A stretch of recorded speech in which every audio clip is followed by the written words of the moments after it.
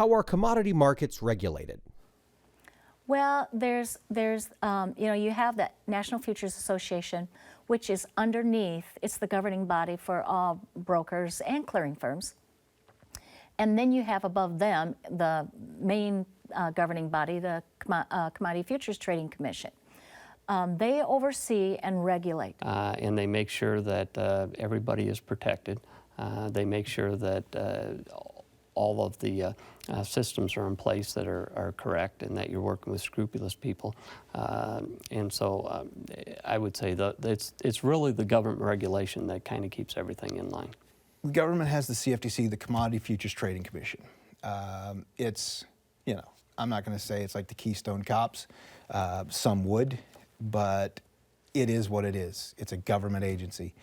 The CME has its own, the exchange has its own regulators as well. They kind of keep an eye, supposedly they keep an eye on what things are going on.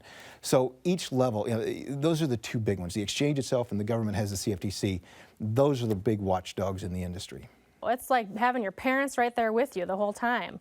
It's so regulated. If I make a phone call, if I send out an email, if I'm texting someone, it has to all be recorded. And so there's two regulating bodies that are big brother, mother hen, worse than your mom on curfew night, and we are regulated. And those rules continue to become more and more complex every year, and with the new regulations and so forth, we're, I would say, watched very closely by the regulatory people. Every major clearinghouse today, clearing firms, Goldman Sachs, R.J. O'Brien, all the clearing firms, they all have their compliance and oversight committees and teams that are watching the brokers and what they do very carefully, so at the hint of anything wrong, they're right on top of it long before it should get to the FIA.